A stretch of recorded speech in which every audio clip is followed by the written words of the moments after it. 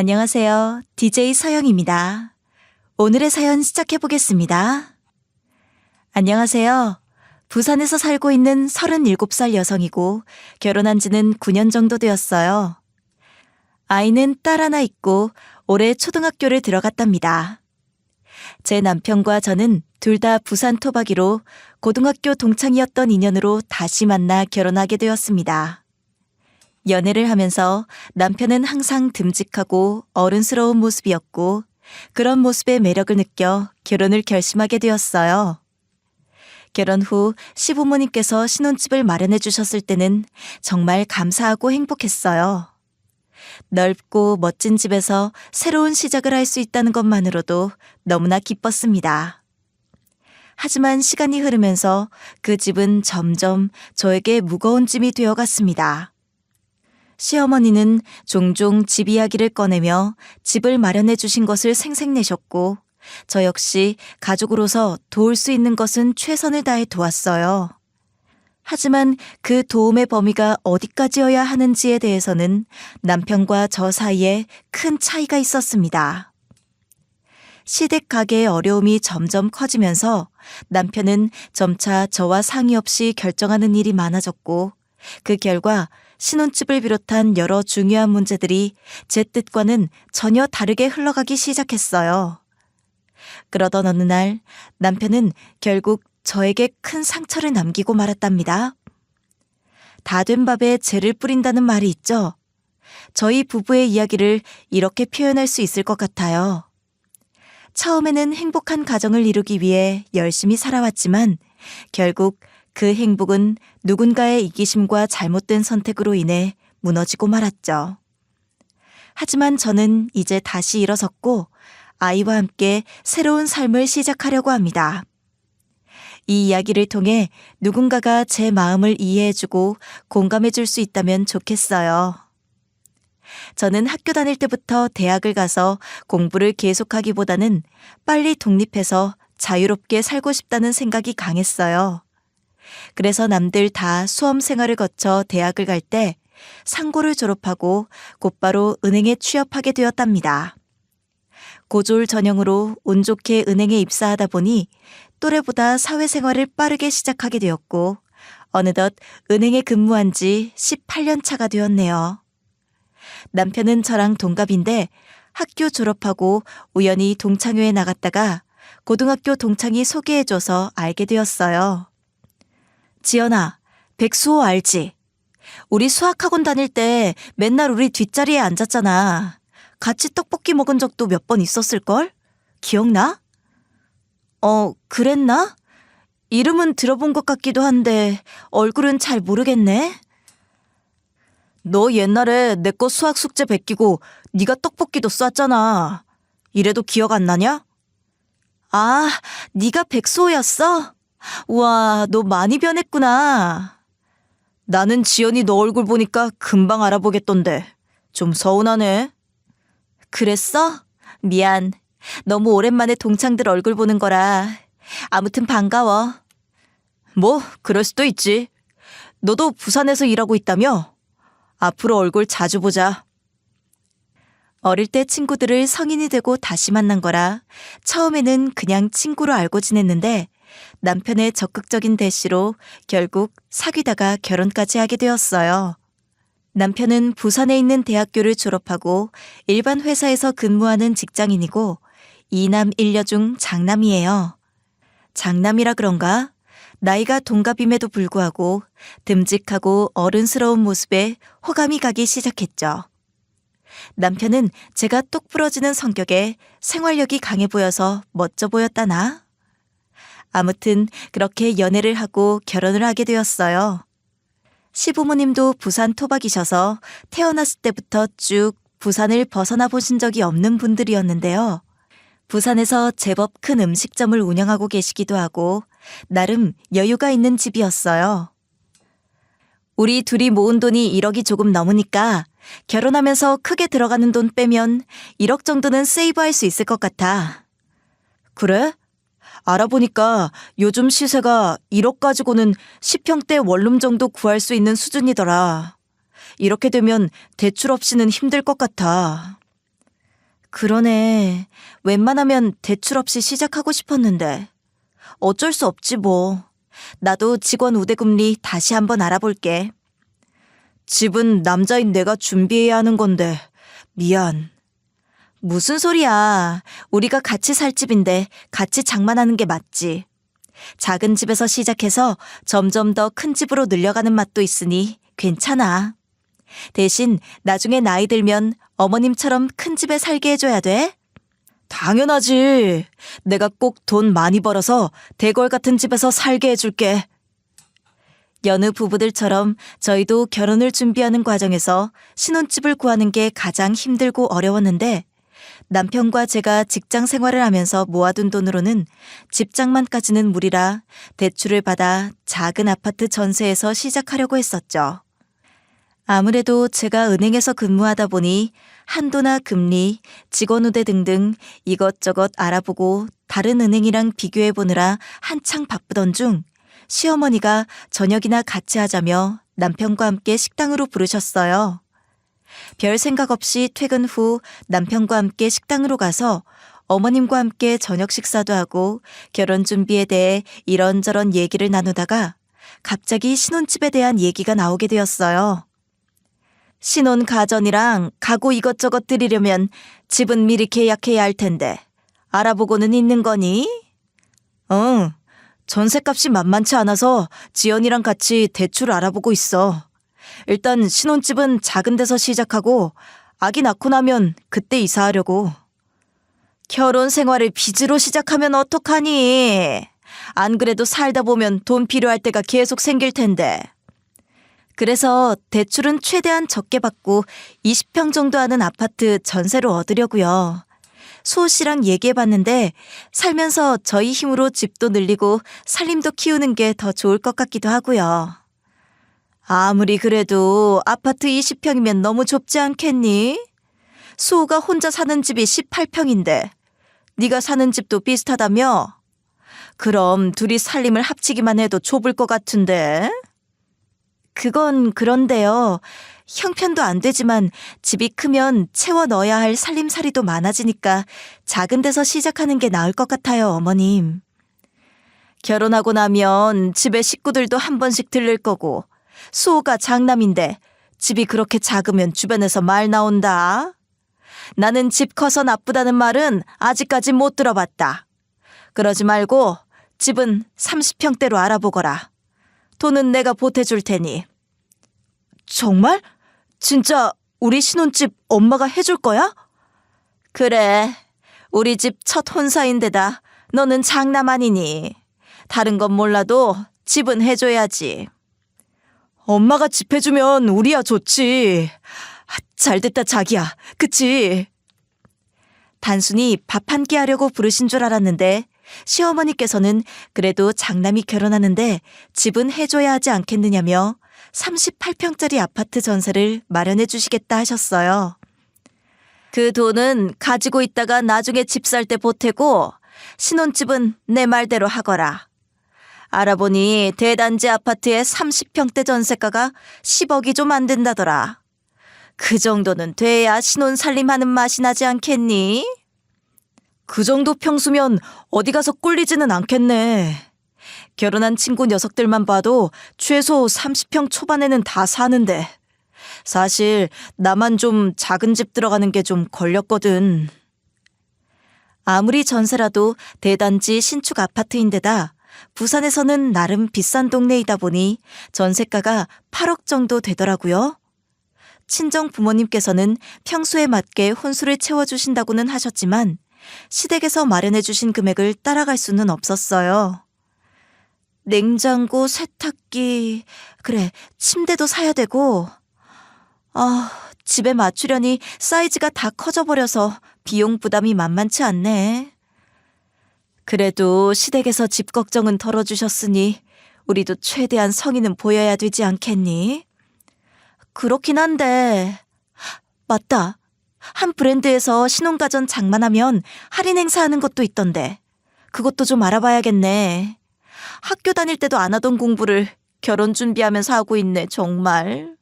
최고급은 아니더라도 엄마도 우리 딸 결혼하는데 부족하지 않게 해주고 싶으니까 잘 한번 알아봐.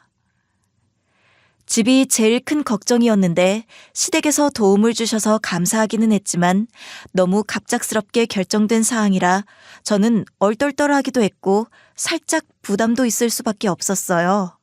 그런데 남편은 그저 새 집에 들어갈 생각에 신이 나 보였고 자기 부모님이 그렇게 큰 집을 장만해 주신 것에 대해서 무척 자랑스러워하는 것 같더라고요.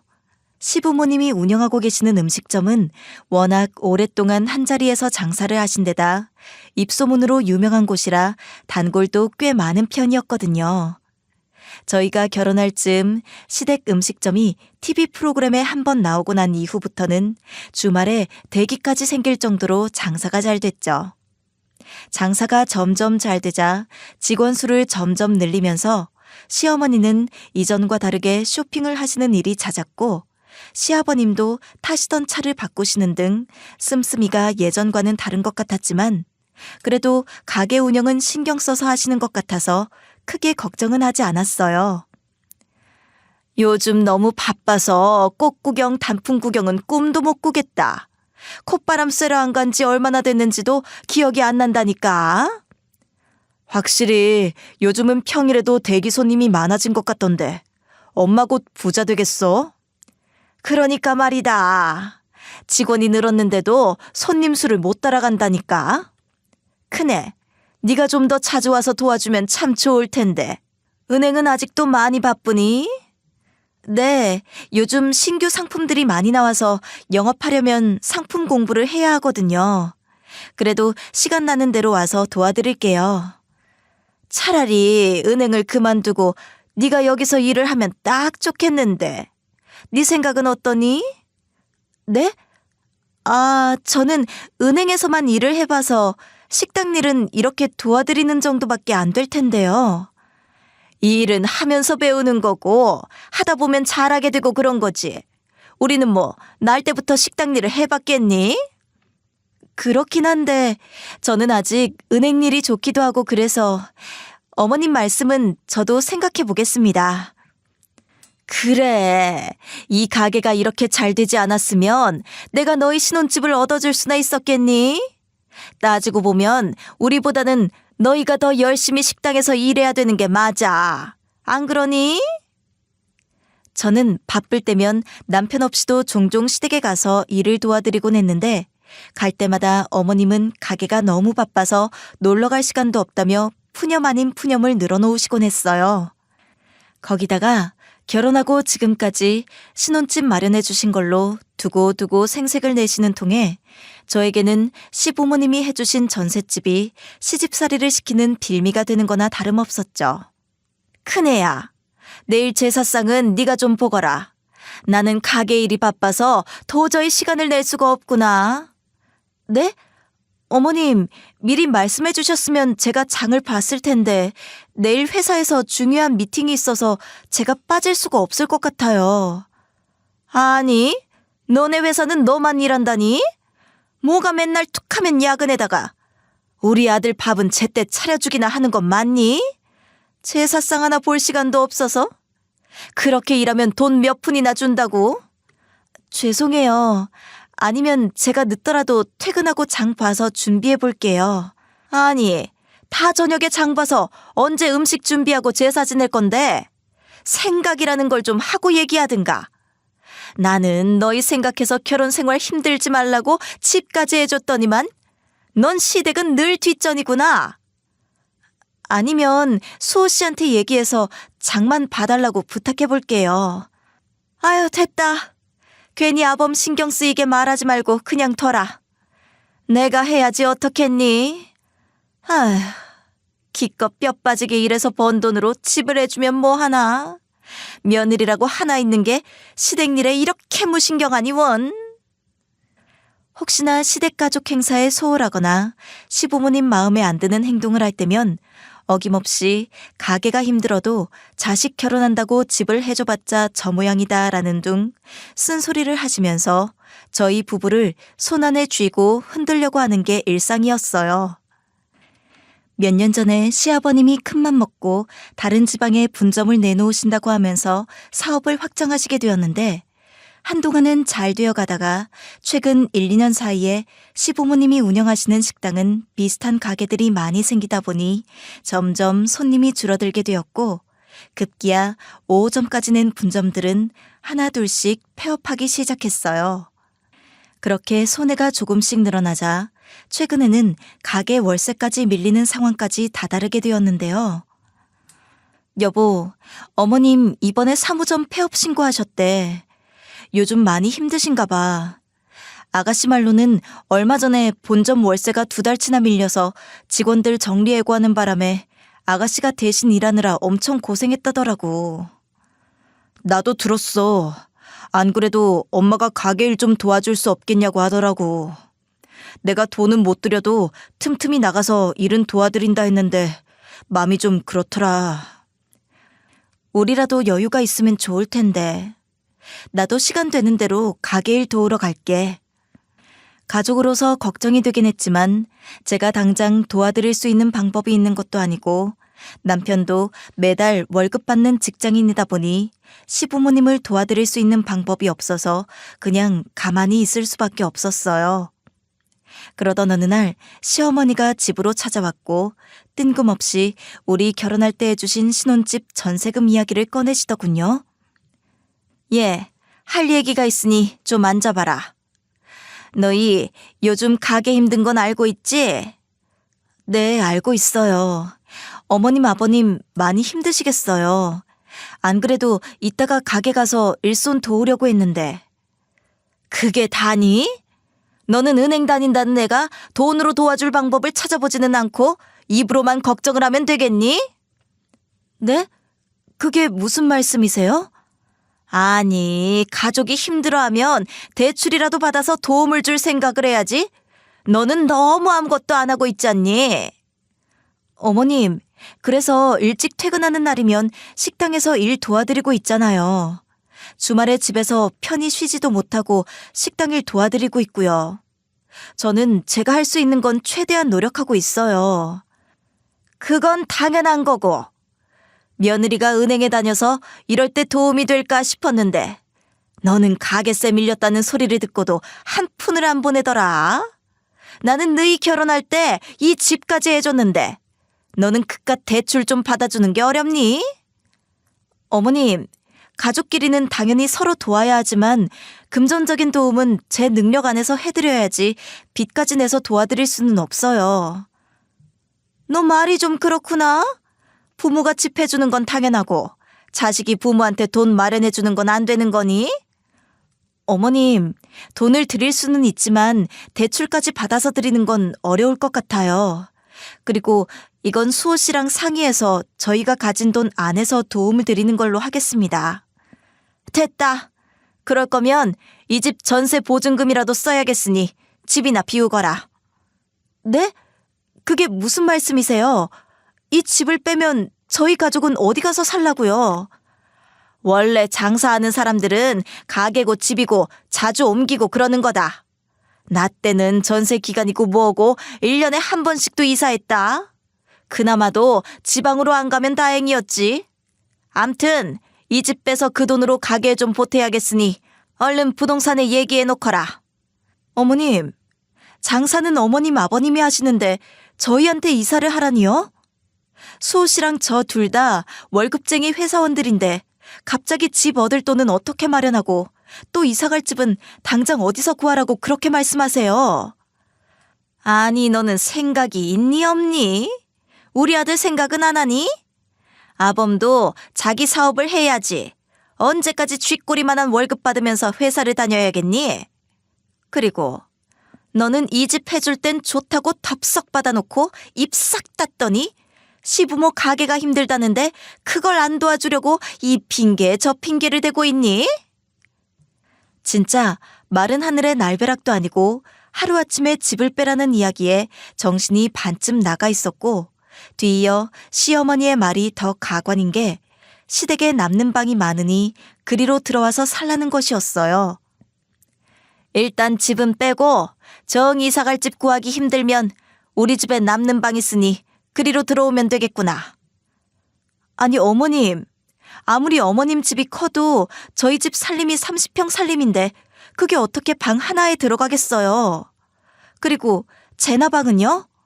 여자애라 방 하나는 줘야 하는데 어머님 댁에 남는 방도 없잖아요. 네 시누이 방은 두었다 뭐하니? 둘이 방 같이 쓰면 되지. 그리고 시집 가면 그때는 혼자 쓸 수 있잖니. 살림이야 요즘 중고시장에 갖다 팔기도 한다는데 잘만 팔면 그것도 쏠쏠하니 공돈 생기고 좋은 거 아니냐? 이래저래 돈 굳고 좋구만. 무슨 말이 그렇게 많니? 당장 집부터 내놓고 이사 준비나 하거라.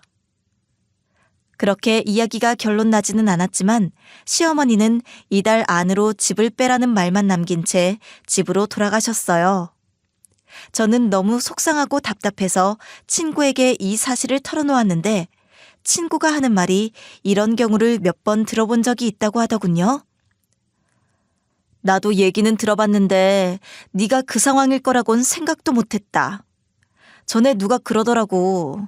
아들이 장가갈 때 처음부터 같이 살자고 하면 아들이고 며느리고 둘 다 싫어하니까 일단 집을 얻어준대. 어차피 나이 드시면 우리가 모실 수도 있으니까 나도 생각은 하고 있었어. 순진하긴. 그게 아니라 일단 신혼집을 그럴듯하게 큰 집으로 마련해주고 살게 하는 거지. 그러다 전세 기간이 끝날 때쯤 되면 돈을 빼버리는 거야. 그럼 어떡해? 자기 자식인데 길바닥에 나앉으라는 거야 뭐야? 그러니까 아들 내외가 가진 돈으로 적당한 집을 구해서 살게 하는 거지. 근데 이미 큰 집에서 살던 사람들이 갑자기 좁은 집에서 살면 어떻겠어?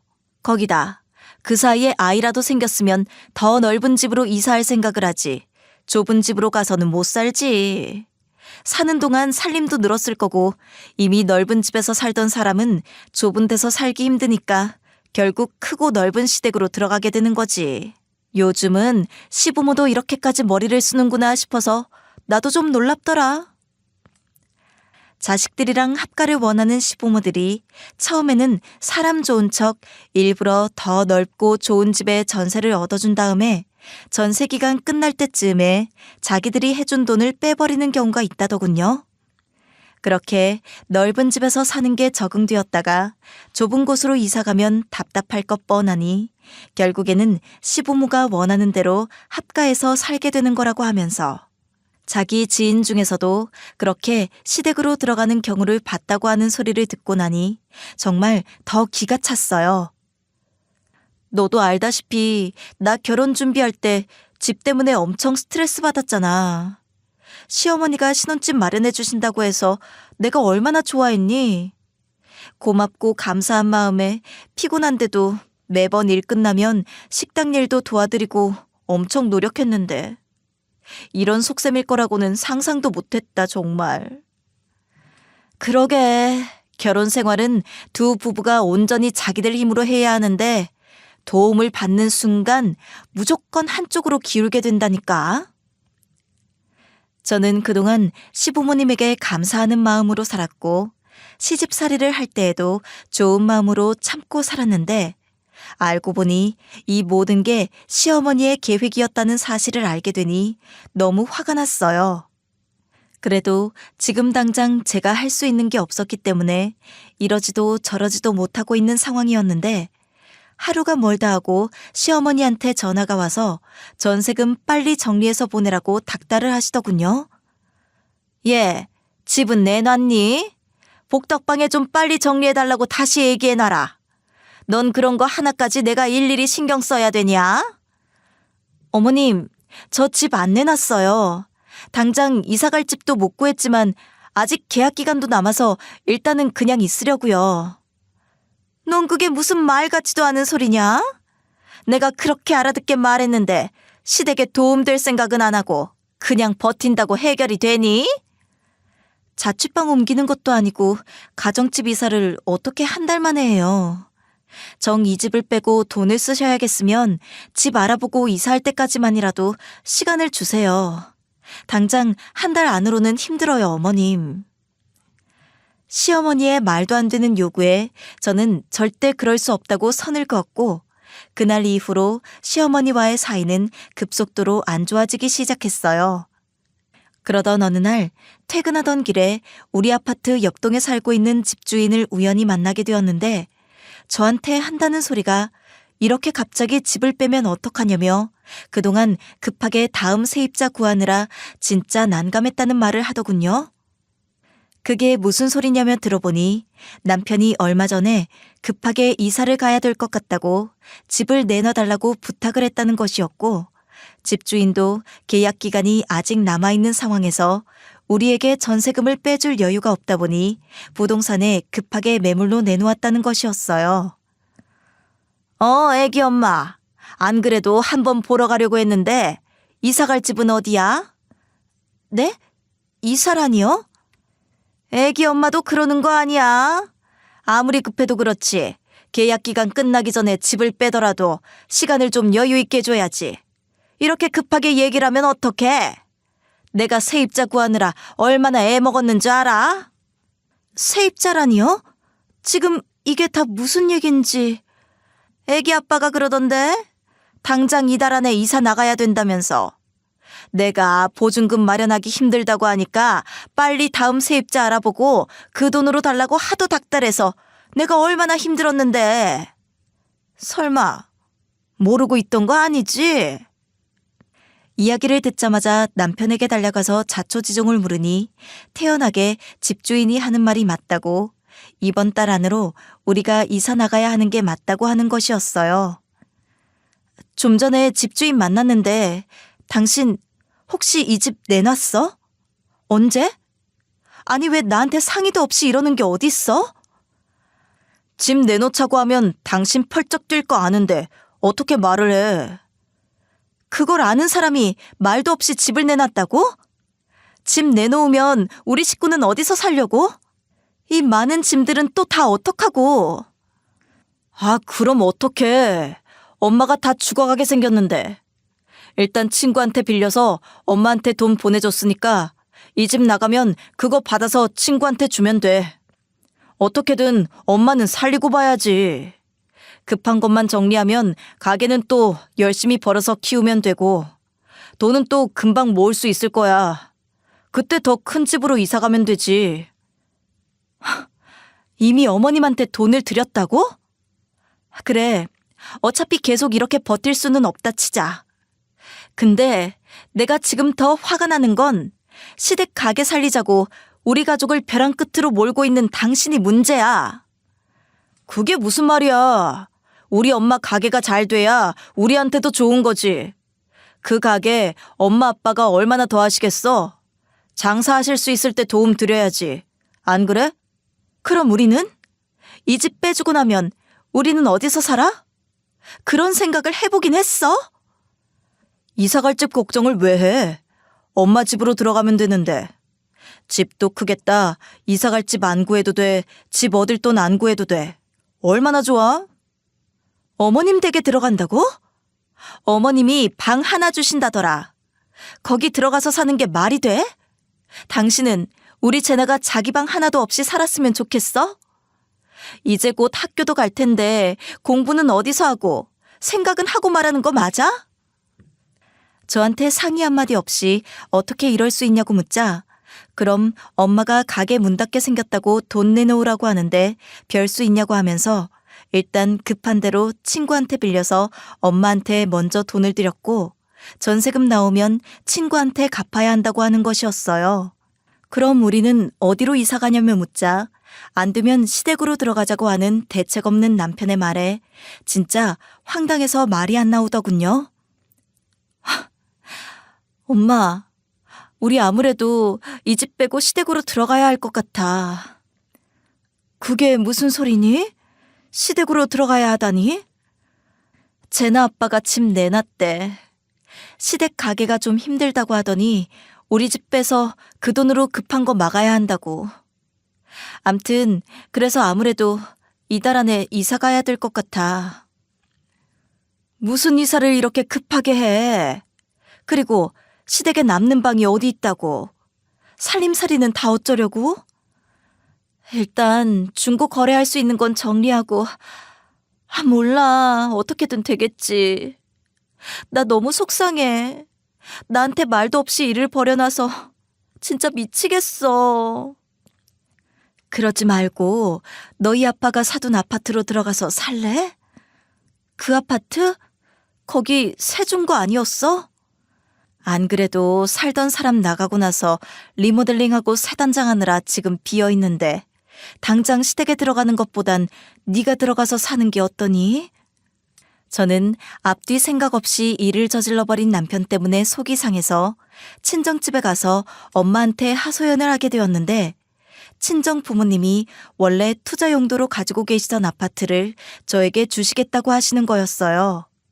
그렇게 천만다행으로 이사갈 집을 구하게 되었고 전셋집을 처분한 돈은 남편 친구에게 갚아주다 보니 결국 그 돈은 고스란히 시부모님에게 돌려드린 것이나 다름이 없었죠.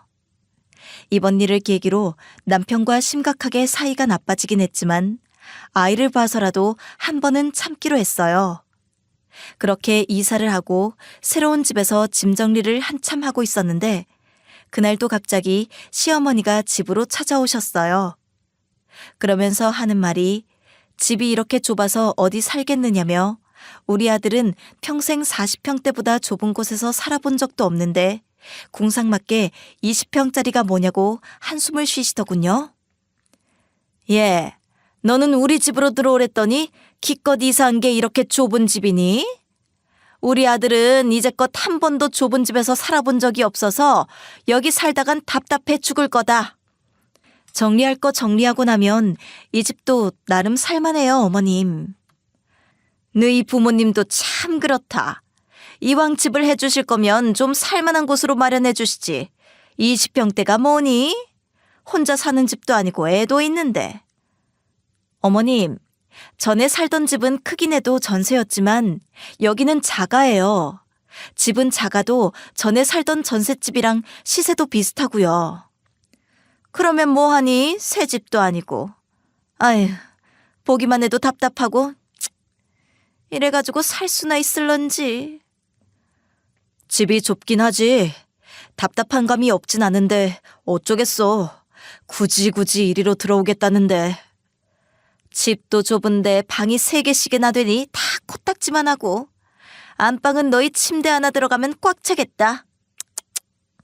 시댁에서 처음에 저희에게 해주신 집은 38평 신축이었고 친정에서 이번에 살라고 내어주신 집은 28평대 구축 아파트였는데요. 다만 친정에서 해주신 집은 전세가 아니라 아버지 명의의 자가였기 때문에 금액으로 비교하자면 이전의 전셋집과 비슷한 수준이었으나 평수가 작고 새 집이 아니라는 이야기를 계속하면서 시어머니가 빈정대는데 남편은 이 상황을 말리지는 못할 망정 옆에서 맞장구를 치고 있는 걸 보니 더 속이 터질 수밖에 없었어요. 집이 좁으니 청소하기는 편하고 좋겠구나. 이 소파는 치워야겠다. 큰 집에 맞춰서 산 건데 좁아 터진 거실에 두니 발 디딜 틈이 없구나. 그러게 이건 팔고 작은 걸로 다시 사야겠다. 에휴, 답답해서 더는 못 앉아 있겠네. 나는 이만 가마. 여보, 밤도 늦었는데 엄마 집까지 모셔다 드리고 올게. 그날 저녁 쉴 새 없이 집 가지고 불만을 쏟아내던 시어머니는 집으로 돌아가셨고 남편은 그제야 저의 눈치가 보였는지 어머니 모셔다 드리고 오겠다는 말만 남기고 시댁으로 가버렸고 그렇게 2주가 넘도록 이사한 집에는 오지 않는 것이었어요. 여보세요? 제나 아빠, 왜 집에 안 와? 어머님 댁에 무슨 일 있어? 아니, 아무 일도 없어. 금방 갈게. 엊그제 어머님 가게 가볼까 했는데 퇴근 늦게 해서 못 갔어. 제나 기다리니까 당신도 얼른 집에 들어와요. 퇴근하고 가게 일 돕느라 바빴어. 가게에서는 엄마 집이 더 가까우니까. 암튼 빨리 갈게. 결혼하고 한 번도 이런 적이 없었는데 뭔가 이상한 느낌이 들긴 했지만 정확하게 뭔지는 몰랐기 때문에 그냥 찜찜한 마음만 가지고 있었고 남편에게 전화를 해서 언제 오냐고 물어보면 곧 간다는 말만 하고 계속 오지 않았어요. 월말이라 한창 바쁘고 정신이 없는 데다 그렇게 또 얼마간의 시간이 흐르고 저는 답답한 마음에 친정엄마에게 전화를 해서 남편이 시댁에 가서 올 생각을 안 한다고 푸념을 늘어놓았는데 평소랑 다르게 엄마의 목소리가 이상하게 들리더군요. 엄마, 제나 아빠가 얼마 전에 어머님 모셔다 드린다고 시댁에 가더니 집에를 안 들어와. 말로는 아니라고는 하는데 나한테 뭔가 삐친 게 있는지 올 생각을 안 하네.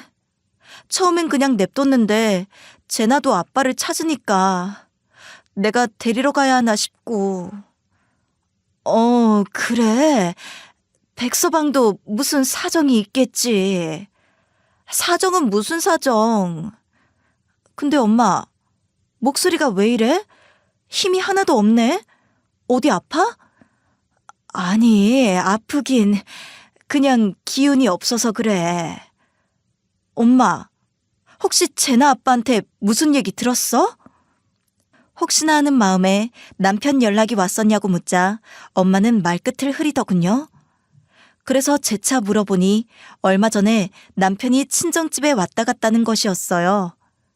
그게 무슨 소리냐고 묻자 친정 부모님을 찾아간 남편이 그 앞에서 울면서 지금 집 사정이 안 좋아서 우리에게 주신 집을 팔아도 되겠냐며 사정을 했다고 했어요. 저는 설마 하는 마음에 부동산에 확인을 해봤더니 진짜 지금 살고 있는 집이 부동산에 매물로 나와 있었어요. 당신 이 집 부동산 내놨더라? 이거 팔아서 뭐 하려고? 우리는 어디서 살고?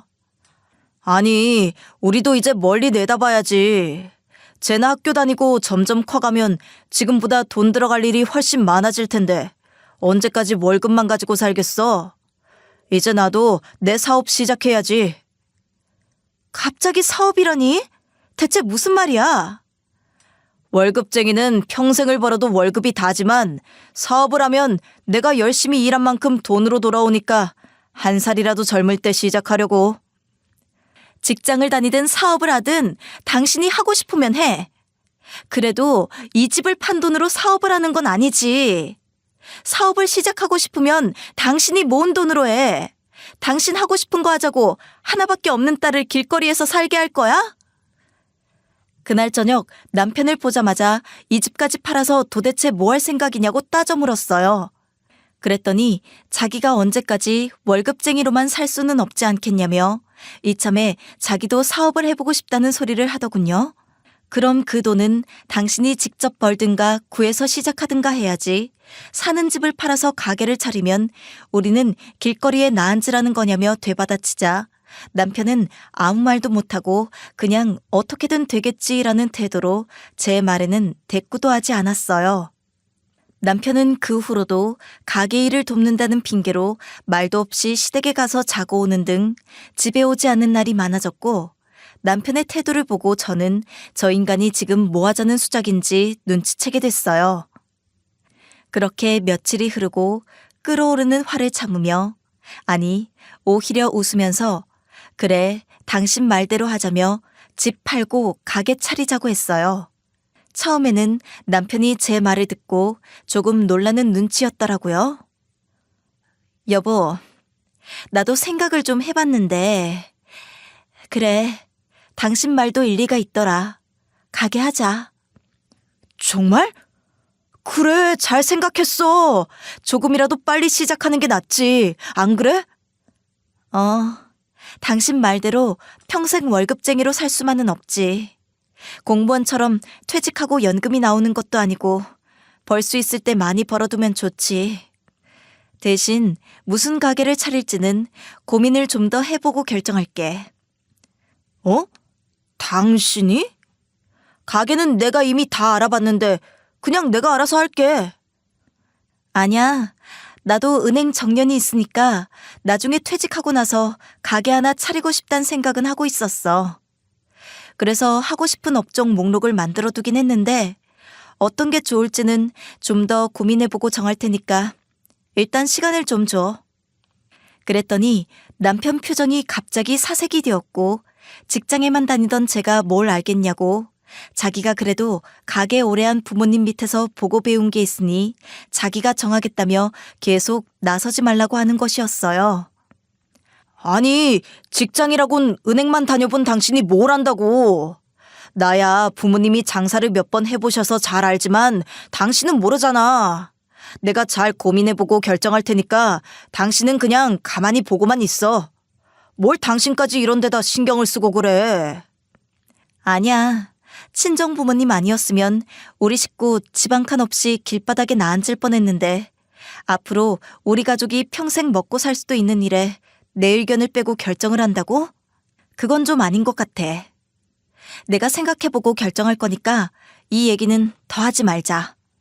아니 여보, 그냥 나한테 맡기면 될 걸 왜 사서 고생을 해? 당신은 정년까지 은행 다니고 장사는 내가 한다니까? 제나 아빠, 당신을 못 믿는 게 아니라 나도 하고 싶은 게 있어서 그래. 집 파는데 동의한 걸로 나도 크게 양보한 것 같은데? 이것까지 못하게 할 거면 그냥 없던 일로 하고 월급쟁이 생활하던가. 당신은 평생 은행만 다녀서 사업을 잘 몰라. 이왕 하는 거 돈이 되는 일을 해야지. 그리고 장사하는 집에서 자란 내가 당신보다는 더 잘 알지 않겠어? 저는 들은 채도 하지 않고 이 집은 친정 부모님이 오갈 데도 없는 우리 가족 살라고 주신 집인데 내 의견이 반영이 안 되는 건 말이 안 되니 제가 알아서 하겠다라고 했어요. 이것조차도 나한테 하지 못하게 한다면 그냥 지금 얘기는 없었던 걸로 하자고 했더니 남편이 그제야 그냥 자기한테 제발 맡겨주면 안 되겠냐며 징징대기 시작하더군요. 뻔히 속이 보이는데도 끝까지 저를 속이면서 자기가 원하는 것만 요구하는 남편이 꼴도 보기가 싫어서 며칠 동안 결정을 하지 않고 일부러 시간만 질질 끌었어요. 그랬더니 남편은 도저히 못 참겠는지 빨리 정리를 해야 한다면서 저를 압박하기 시작했어요. 여보, 부동산에서 집 보러 가도 되냐고 연락이 오는데 우리도 빨리 결정을 해야 하지 않겠어? 좀 더 고민해보고 결정하자. 급한 거 아니잖아. 뭐가 그렇게 급해? 우리 집 팔 때까지 기다리는 사람이라도 있어? 아니, 누가 그렇대? 이왕 할 거면 하루라도 빨리 시작해서 한 푼이라도 더 많이 버는 게 좋지. 무슨 고민을 그렇게 길게 해. 있는 힘껏 참고 있는데 남의 속도 모르고 말 같지도 않은 소리를 하는 꼴을 보고 있자니 더는 안 되겠다 싶어서 저는 결국 남편의 뺨을 올려붙여버렸어요. 그러고는 너는 내가 바보로 보이냐며 네가 지금 인수하겠다는 가게가 시댁 가게인지 내가 모를 줄 아냐 쏘아붙이자 남편은 처음에는 아니라고 박박 우기더군요. 당신은 내가 우습니? 내가 바보야? 네가 인수하겠다는 가게가 시댁 가게인 거 내가 모를 줄 알아? 뭐? 그게 무슨 소리야? 아니야, 무슨 말도 안 되는 소리를. 야, 차라리 손바닥으로 하늘을 가려라. 가게 인수하면 바로 들통날 텐데 그렇게 발뺌하면 다른 가게로 바뀌기라도 하나 보지? 진짜 아니라니까? 아니라면 아닌 거지 왜 내 말을 안 믿어? 넌 내가 우습니? 우리 부모님이 너한테는 그렇게 만만했어? 어떻게 우리 부모님이 평생 아끼고 모아서 산 집을 팔아서 네 부모한테 줄 생각을 하니? 네가 그러고도 내 남편이고 쟤나 아빠 맞아? 나한테 한마디 말도 없이 전셋집 내놔도 그래. 시댁이 힘들다니 어쩔 수 없지. 어차피 우리 돈도 아니었으니 없는 셈 치자 좋게 생각하려고 애썼어. 근데 아무리 힘들어도 자식을 살던 집에서 내보내는 게 맞나 생각하고 생각해도 모르겠더라. 그럼 부모님이 힘들다는데 그냥 모른 척하는 건 맞냐? 없는 돈도 만들어서 드릴 판에 있는 돈 드린 건데 그렇게 아깝냐고. 애초에 우리 돈도 아니고 우리 부모님 돈인데 힘들다고 하면 당연히 돌려드려야지. 도대체 뭐가 잘못됐다는 건데? 우리 친정이랑 내가 얼마나 우습고 만만해 보였으면 우리 부모님이 뼈 빠지게 일해서 나한테 주신 집을 팔아서 시댁에 줄 생각을 하느냐. 처음에 전셋집 뺀 돈도 시부모님이 주신 거니 어쩔 수 없다라고 아무리 좋게 생각해 보려고 해도 나는 도저히 이해가 안 되더라고 했더니 자기 부모님 사정이 안 좋아지셔서 도와드린 게 그렇게 아깝냐고 오히려 화를 내더군요. 그리고 굳이 치면 도와드린 게 아니라 원래 우리 엄마 아빠 돈이었는데 그거 가져가는 게 뭐가 이상하냐며 오히려 내가 이해가 안 된다는 식으로 말하는 것이었어요. 그래. 그래서 그 돈 그대로 돌려드렸잖아. 근데 당신 부모 돈만 주면 되지. 왜 내 부모가 피땀 흘려서 번 돈까지 가져가려고 하는 건데? 당신은 양심이란 게 없어? 당신 부모님 돈만 가져가면 되지.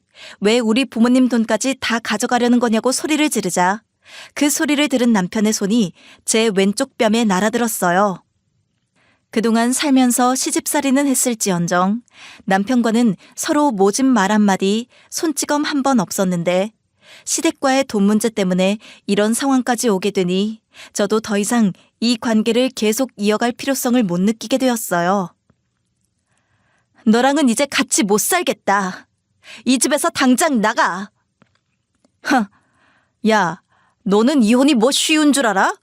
나는 잘못한 게 없기 때문에 이혼 못하네요. 웃겨? 나 속이고 친정 돈 빼돌리려고 한 게 잘못이 아니면 뭔데?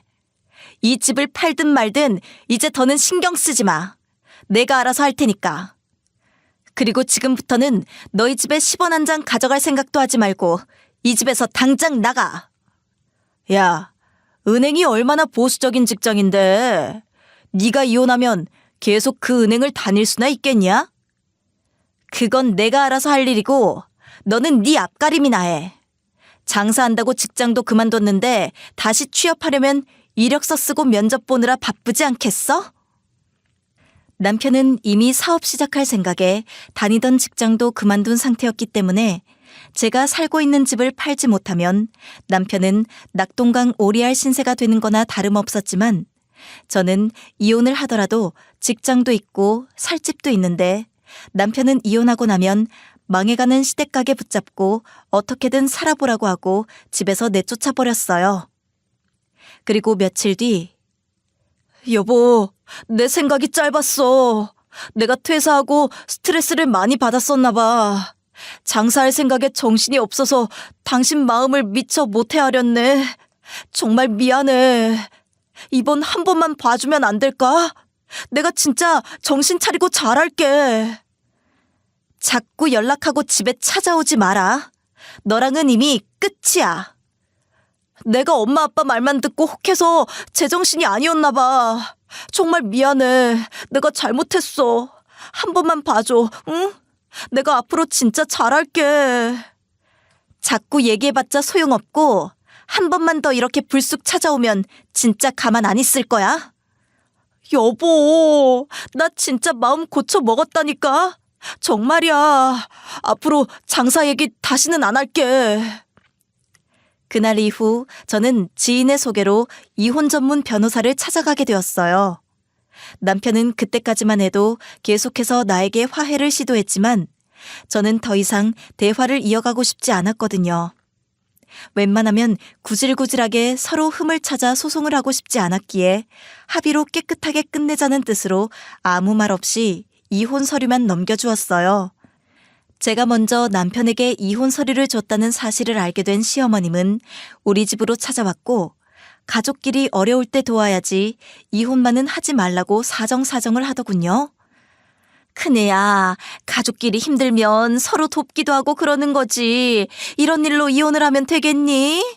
우리 아들도 잘못했다고 하고 이혼 생각도 없다 그러니 네가 한 번만 눈 딱 감고 참아주렴. 저는 쟤나 아빠랑 다시 살 생각이 없네요. 결혼 생활 내내 신혼집 마련해 주신 걸로 5만 가지 생색을 다 내시더니 이제 그 돈 고스란히 다 가져가셨으니 저도 이제 시집살이 끝내겠습니다. 아니, 막말로 우리 아들이 이혼당할 정도로 잘못한 건 아니잖니? 부부가 서로 참고 이해해야지 이까진 일로 이혼이라니? 큰애 너도 그러는 거 아니다. 사람이 인정머리가 없이 그렇게 살아서 되겠니?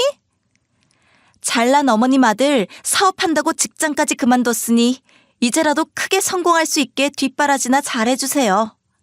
쟤네 아빠가 언제까지 월급쟁이로 살 수는 없잖아요. 그럼 안녕히 계세요. 친정 부모님께서 해주신 집은 딸아이랑 둘이 살기에는 너무 큰 것 같아서 일단 전세를 내놓았고, 당장은 아이를 케어하면서 직장을 다니기가 어려울 것 같아서 친정 부모님의 권유로 친정집에 합가해서 같이 살게 되었는데요. 오히려 퇴직하신 부모님이 아이를 돌봐주시다 보니 저도 자연스럽게 일에 집중을 할 수가 있었고, 덕분에 이혼의 아픔을 빠르게 잊어갈 수가 있었어요. 전 남편은 저에게 줄 위자료를 구하느라 시부모님에게 손을 벌리게 되었지만, 시부모님도 우리에게 가져간 전세금을 가게 운영하면서 마이너스 된 것들을 메꾸느라 여유가 없는 상태였고, 결국에는 남편은 대출까지 받아서 저에게 위자료를 줄 수밖에 없었어요. 그렇게 겨우겨우 운영을 하던 시부모님 가게는 결국 망해서 폐업을 하게 되었고, 전 남편도 다시 직장을 구하려고 알아보다가 그것마저도 여의치 않자 시댁 먼 친척이 살고 있는 시골에 내려가서 농사를 거들고 있다는 소식을 듣게 되었어요. 결혼 생활을 하면서 항상 좋을 수만은 없겠지만 시어머니의 이기적인 행동과 남편이 이렇게까지 저를 기만하지만 않았어도 이혼까지 갔을까라는 생각이 들긴 했어요.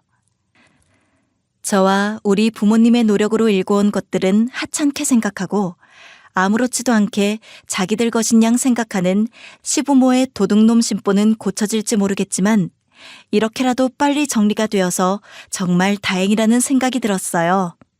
자기 돈 귀하면 남의 돈도 귀하다는 걸 제발 깨닫길 바라며 지금까지 저의 사연을 들어주셔서 정말 감사합니다.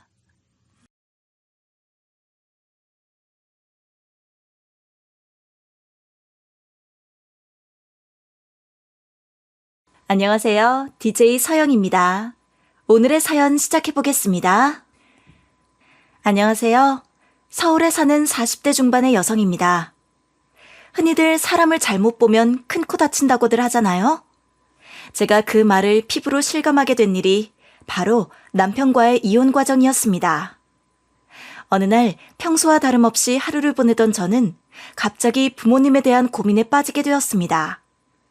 저희 부모님은 언제나 저에게 과분할 정도로 많은 사랑을 주신 분들이었고, 특히 남편이 우리 집에 들어오면서부터는 그 사랑이 더 깊어졌습니다.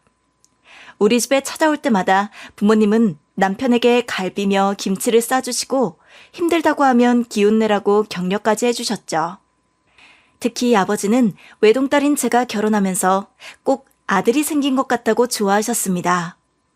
남편은 그런 부모님의 사랑을 당연한 듯 받아들이고 있었고요. 그런데 시간이 지나면서 남편은 점점 더 저희 부모님의 재산에 집착하는 모습을 보였습니다. 처음엔 그냥 생활비나 용돈 문제로 예민한 줄 알았는데 점점 더 크게 욕심을 부리는 것이 보였죠. 그러다 저희 어머니께서 병원에 입원하신 후 아버지께서 친정 땅을 정리해 새로운 환경에서 생활하시려는 결정을 내리셨는데, 그 소식을 들은 남편은 뜬금없이 친정 땅을 정리하는 데에 불만을 터뜨리며 절반을 받을 수 없다며 화를 내기 시작했습니다. 그는 재산을 받으면 집을 이사하고 차도 뽑고 사업도 하겠다고 온갖 계획을 세웠습니다. 제가 한 번도 그런 생각을 해본 적이 없는 입장에서는 무척 충격적이었죠. 특히나 남편이 회사까지 그만두고 재산을 받을 방법을 궁리하며 친정에 직접 연락까지 시도하던 모습은 정말 상상조차 할 수 없었던 일이었습니다. 결국 남편의 재산 욕심은 한계에 다다랐고, 친정아버지는 저에게 재산의 절반을 주겠다고 하셨지만 남편은 그것조차 받아들이지 못하고 고작 절반이냐며 저에게 처가와의 연을 끊겠다고 선언했습니다. 저는 그때 남편과의 관계를 끝내야겠다고 마음먹었죠. 욕심은 항상 가난을 부른다는 속담이 있습니다. 남편이 이혼 후에도 다시 연락해 울면서 돌아와 달라고 했을 때 저는 그 말을 뼈저리게 실감했습니다. 필요한 것 이상의 욕심을 부리며 자기 자신을 망쳐버린 사람과는 더 이상 함께할 수 없다는 걸 깨달았거든요. 저희 집은 예전부터 아빠가 주로 요리하거나 빨래, 집안일을 도맡아 하셨고 저를 키우시는 것도 거의 아빠의 몫이었어요. 반대로 엄마는 밖에서 일을 하시면서 저희 가족을 책임지셨죠. 어릴 때부터 그런 분위기 속에서 자라다 보니 저는 남들이 흔히 말하는 전통적인 가정의 모습과는 조금 다르다는 걸 자연스럽게 받아들이게 됐어요. 아빠는 집안일을 척척 해내시는 분이셨고 엄마는 밖에서 늘 강한 모습을 보이셨어요. 엄마는 정말 대단하셨거든요. 얼마나 체력이 좋으셨냐면 하우스 농장을 직접 운영하셨을 정도였어요. 그런 일들은 보통 남자들이 해야 하는 것처럼 여겨지곤 하잖아요. 그런데 저희 엄마는 그런 편견을 뛰어넘어 몸을 아끼지 않고 일하셨어요. 농장 직원들도 30명 넘게 두셨는데 그 많은 사람들을 직접 통솔하셨답니다. 사람을 관리하는 일이 얼마나 힘든지 아시는 분들은 아시겠지만 그게 보통 일이 아니잖아요. 저희 엄마는 정말 그런 걸 능숙하게 해내셨어요. 사람들이 서로 다투거나 무슨 일이 생기면 엄마는 늘 현명하게 그들의 이야기를 들어주셨고 문제를 해결하셨어요. 이런 일들이 반복되다 보니 동네에서도 무슨 큰일이 생기면 엄마를 찾아와서 고민을 털어놓곤 했어요. 가끔 지붕이 망가지거나 울타리 수리 같은 일도 있었는데 그럴 때는 사람들은 아빠 대신 엄마를 찾았죠. 우리 엄마 손재주가 정말 좋으셨거든요. 그 정도로 엄마는 동네에서 인정받는 분이셨어요. 저희 친정엄마는 단순히 몸을 쓰는 일을 잘하시는 것뿐만 아니라 성격도 굉장히 똑부러지고 호탕하셨답니다. 그 성격 때문에 친구도 정말 많으셨고 리더십도 뛰어나셨죠. 그래서 그런 엄마를 보면 늘 존경스럽다는 생각이 들었어요. 저도 엄마처럼 되고 싶었지만 왠지 저는 아빠 쪽을 더 많이 닮았더라고요. 저는 외동딸로 태어났고 엄마처럼 성격이 똑부러지지는 못했어요. 아빠를 많이 닮은 것 같았죠. 저희 친정아빠는 집안에서 화분을 관리하고 책 읽는 걸 즐기셨던 조용하고 사근사근한 성격이셨거든요. 그래서인지 집안에 무슨 일이 생기면 엄마가 주도적으로 나서서 처리하셨어요.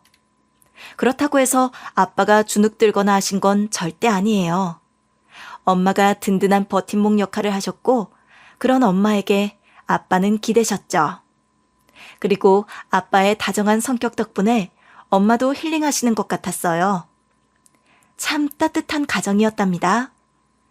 엄마와 아빠 두 분이 서로를 의지하면서 시골에서 농사를 지으셨고 저는 서울에 있는 대학에 가기 위해 혼자 서울에서 자취방을 얻어 대학 생활을 시작하게 되었어요. 그때가 참 기억이 나네요. 부모님 곁을 떠나 혼자 살게 된다는 게 한편으론 설레면서도 또 부모님 품이 그리워지기도 했거든요. 특히 아빠는 무척 저를 아끼셨으니까 더 그리웠어요. 그렇지만 저는 나중에 꼭 부모님께 효도하겠다는 다짐을 하면서 대학 생활에 최선을 다하려 했어요. 하지만 대학에서도 제 소심한 성격 때문에 많은 친구를 사귀거나 남자친구를 사귀는 일은 쉽지 않았어요.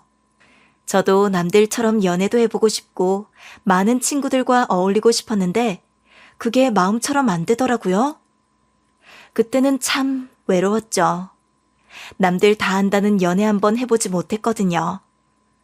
제가 먼저 좋아한 사람이 없었던 건 아니에요. 분명 좋아했던 사람이 있었지만 고백했다가 차일까봐 겁이 나서 끝끝내 고백을 못했어요. 나중에 알고 보니 그 사람도 저를 좋아했다고 하더라고요. 정말 아쉬웠죠. 그때 제가 좀 더 용기를 냈다면 어쩌면 다른 인생을 살고 있을지도 모르겠다는 생각이 들곤 해요. 제 소심한 성격 때문에 인생에서 뭔가를 포기하는 일들이 종종 있었어요. 그런 모습을 보고 제 주변 사람들은 답답하다는 말을 자주 하곤 했죠. 저도 그게 문제라는 걸 알았지만 성격이란 게 쉽게 고쳐지질 않더라고요. 그게 참 어려웠어요. 그래도 대학을 무사히 졸업하고 나서 저는 중견기업 경리팀에서 일을 하게 되었어요. 성격이 소심한 거랑은 다르게 맡은 일은 참 꼼꼼하게 잘했어요. 그래서인지 주변에서도 저를 신뢰해 주셨고 오히려 성격 덕분에 실수하지 않으려고 더 꼼꼼하게 일하게 되더라고요. 그러다 보니 다른 분들도 저에게 믿고 일을 맡겨주시더라고요. 저도 그런 신뢰를 받으니 일에 더 책임감을 가지고 열심히 하게 됐어요. 그리고 지금의 남편은 소개팅을 통해 만나게 되었어요. 그때 남편은 저보다 5살이 많다고 했고 중소기업에서 과장으로 일하고 있다고 했어요. 남편에게는 위로 누나가 1명, 아래로 여동생이 1명 있었죠. 남편은 늘 형제들 간의 싸움 때문에 힘들었다며 외동인 제가 부럽다는 말을 자주 했어요.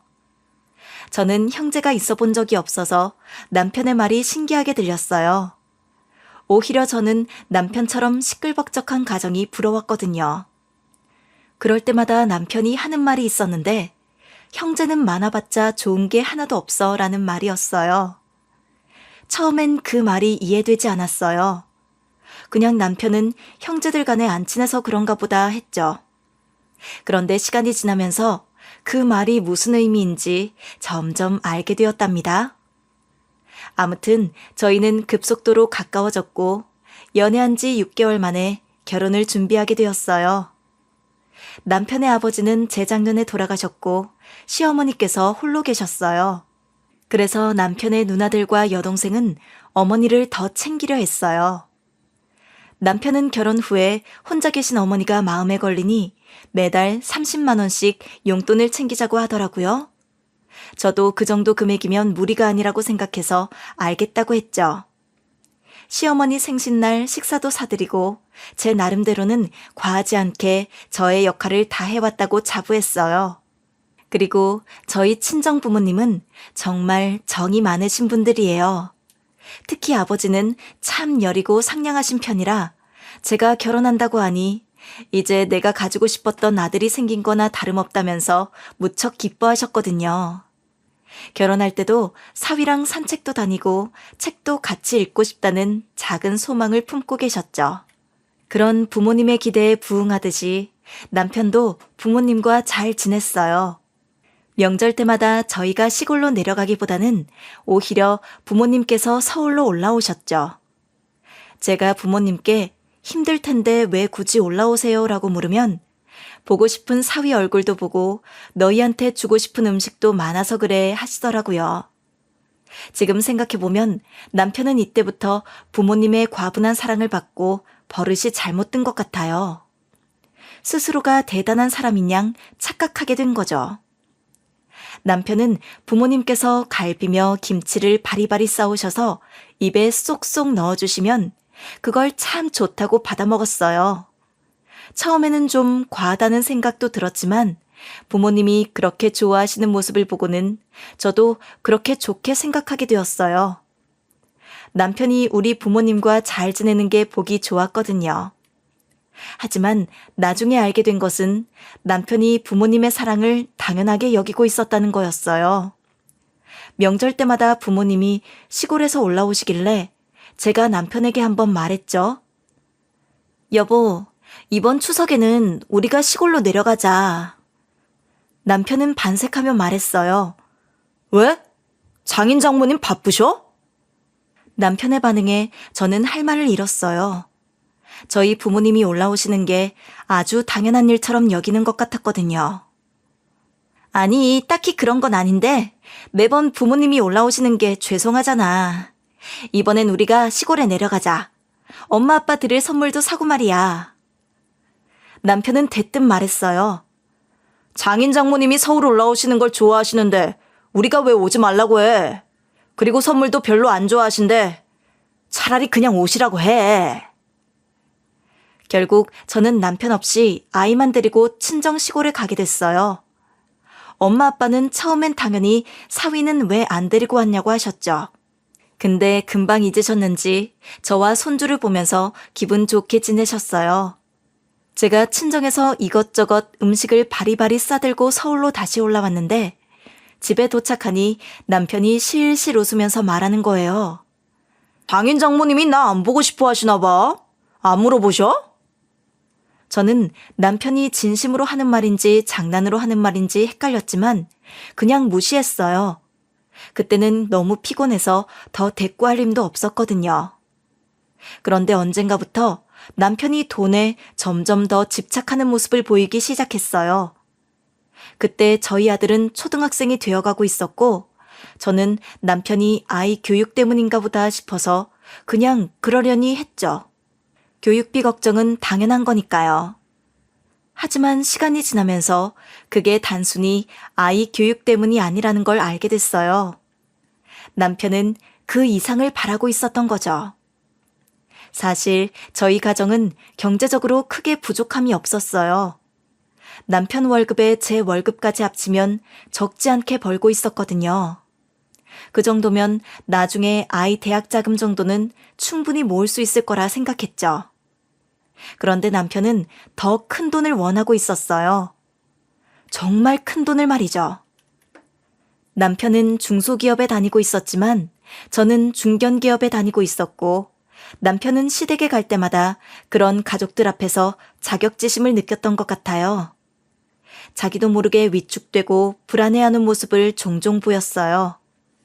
틈만 나면 중소기업 월급을 인터넷으로 검색하며 나중에 자기가 얼마까지 벌 수 있을지를 확인하고는 한숨을 쉬곤 했어요. 그게 뭐가 중요해. 당신이 지금 최선을 다해 노력하고 있잖아. 언제 어디서 기회가 올지 몰라. 우리 같이 열심히 살다 보면 분명 잘 될 거야. 하지만 남편은 제 말을 듣지 않았어요. 오히려 저를 쳐다보며 한마디 하더라고요. 너도 중견기업 다니면서 나보다 더 많이 벌고 있잖아. 그럼 나보다 잘난 거지, 아니야? 넌 날 무시하는 거 아니야? 저는 그 말을 듣고 너무 당황스러웠어요. 제가 언제 남편을 무시한 적이 있었나요? 단지 남편을 위로해 주려고 했던 말이었는데 남편은 그걸 대놓고 저를 무시한다고 받아들인 거였어요. 원래 남편은 시댁에 가면 자꾸 눈치를 보는 편이었어요. 그런데 이제는 그 자격지심이 점점 더 커져가는 것 같았어요. 그러던 어느 날 시골에 계신 저희 친정엄마가 밭일을 하시다가 허리를 크게 다치셨어요. 허리가 심하게 부러져서 급하게 큰 대학병원으로 이송되었고 결국 수술을 받으셔야 했어요. 저도 당연히 연차를 내고 수술 날짜에 맞춰 병원에 갔죠. 수술 전에 엄마가 환자복을 입고 수술실로 들어가시는 모습을 보면서 아빠가 굉장히 충격을 받으신 것 같았어요. 나중에 아빠가 저한테 얘기하시기를 항상 건강하고 활기찬 엄마가 그렇게 환자복을 입고 수술실로 들어가는 모습을 보니 나중에 정말 죽음이 찾아오는 순간을 보는 것 같다고 말씀하시더라고요. 아빠가 그런 말씀을 하시니 저도 마음이 무거워졌어요. 두 분 다 연세가 있으시니 그런 걱정을 하시는 게 당연하다는 생각도 들었고요. 저희 엄마는 정말 건강한 체질이셨어요. 그동안 크게 아프신 적도 거의 없었거든요. 그래서 이번 사고가 더 충격적이었어요. 다행히 수술은 성공적으로 끝났고 엄마가 퇴원하시자마자 아빠는 큰 결심을 하신 것 같았어요. 가지고 계시던 땅을 싹 정리하셨고 엄마에게 제일 좋은 차를 사들이셨어요. 그리고 집도 새로 얻으시겠다고 하셨죠. 아빠는 뭔가 큰 변화를 주어야 한다고 생각하신 것 같았어요.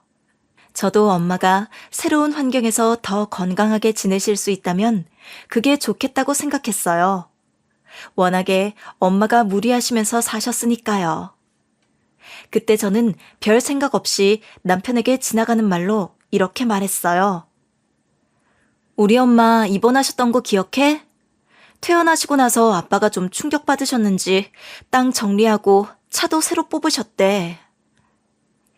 남편은 처음엔 별다른 반응이 없었어요.